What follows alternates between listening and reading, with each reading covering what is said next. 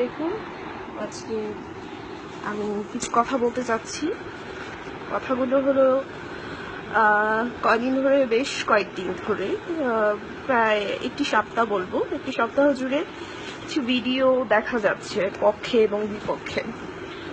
এটি শত্রুপাত হয় ইউটিউবের একটি চ্যানেলে। সাধারণ কয়েকজন মেয়ের ইন্টারভিউ নেওয়া হয়েছিল এবং তারা প্রবাসীদের বিরুদ্ধে কিছু কথা বলে।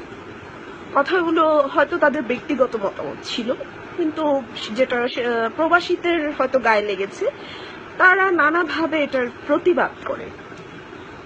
ঠিক আছে, প্রতিবাদ করেছেন, কিন্তু হয়তো প্রতিবাদের ভাষাগুলো এক একজনের এক এক রকমই ছিল।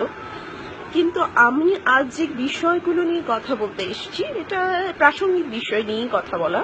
তো সর্বশেষ যে ভিডিওটি আমার দেখা হলো, সেটা হলো একজন মেয়ে, তিনি হয়তো তার নাম প্রকাশ করেননি, তো সে নাম প্রকাশ না করে কিছু কথা বলেছেন প্রবাসীদের নিয়ে।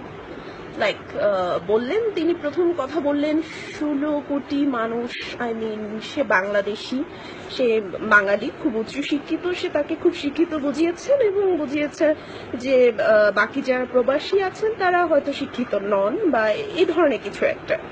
সে 16 কোটি মানুষের মৌলিক অধিকার নিয়ে কথা বলতে গেছেন। তুমি বাঙালি, তুমি খুব উচ্চ শিক্ষিত, তাহলে তোমার প্রথম উচ্চারণ যেটা, সেটা হলো 16 কোটি না, 16 কোটি। ওকে, অ্যান্ড মৌলিক না, এটা মৌলিক অধিকার। যাক, তারপর তুমি যেটা বললে যে প্রবাসীরা বউ ফেলে দিয়ে চলে যায়, বউ ফেলে দিয়ে চলে যায়, তারা তাদের যৌবিক চাহিদা পূরণ করেন না, তারপর 40 দিন পরে স্ত্রী হারাম হয়ে যান। তাদের স্ত্রীগুলো কেমন, যারা হাজবেন্ডকে এইভাবে বিদেশে পাঠিয়ে দেয়, এমন কিছু একটা, রাইট? আচ্ছা, তুমি কখনো কি সার্ভে করে দেখেছো? তুমি আমার বয়সে ছোট হবে, আমি শিওর।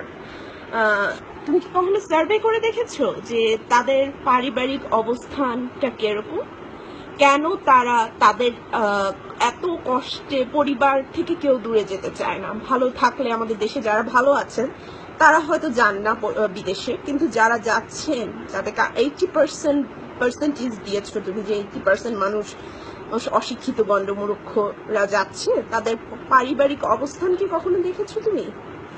তারা কারো, এই যে নদী ভাঙন হচ্ছে এখন, বন্যায় অনেকের ঘর বাড়ি চলে যাচ্ছে, এইসব হত দরিদ্র মানুষ যখন জীবনের তাগিদে দেশে কোনো কর্মসংস্থান পায় না, তখন যে বিদেশে পাড়ি জমায়, এবং তাদের এই আর্তনাদ বিদেশে কেউ শোনে না। যখন তারা একা একটি রুমে 3 জন থাকার মতো অবস্থা নেই, যেসব রুমে, সেখানে 10 জন থাকছে, শুধুমাত্র তাদের পরিবারের মৌলিক চাহিদাগুলো পূরণ করার জন্য, খাদ্য, বস্ত্র, বাসস্থান, চিকিৎসা, শিক্ষা, তাদের কাছে তখন এগুলোই মুখ্য বিষয়। পেটে অন্ন না থাকলে তোমার মতো মেয়েও কোনো স্বামীর ঘর করবে না। তারা তাদের পরিবারের মুখে অন্ন তুলে দিতে বছরের পর বছর পড়ে থাকে, তাদের সেখানে অনেক বাধ্যবাধকতা থাকে। তোমার মতো মেয়েরা তো কখনো গন্ডির বাইরে বের হওনি, কিন্তু তোমার প্রতি আমার সাজেশন রইলো, তুমি তো যেহেতু বিদেশে যেতে পারবে কিনা আই ডোন্ট নো, বাট বিদেশে না যেতে পারলে তুমি ঢাকা ইন্টারন্যাশনাল এয়ারপোর্টে যেতে পারো। সেখানে 2টি ফ্লোর আছে। প্রথম ফ্লোর, যেটা উপরের ফ্লোর, সেখান থেকে এক্সিট করে বাংলাদেশ থেকে এবং এন্ট্রি করে নিচের ফ্লোর দিয়ে, আন্ডারস্টুড? সেখানে এক্সিট পয়েন্টে বাহিরের মানুষগুলোর কান্না দেখবে এবং তাদের স্ত্রীকে লাশ জড়িয়ে ধরা দেখবে, তাদের চুমোগুলো দেখবে কখনো যদি বাহিরে যাও। আমি বলছি, আমার গলা কেঁপে উঠছে, আমি যে বলছি আমার গলা কেঁপে উঠছে, যে কেমন লাগে তখন তাদের কাছে।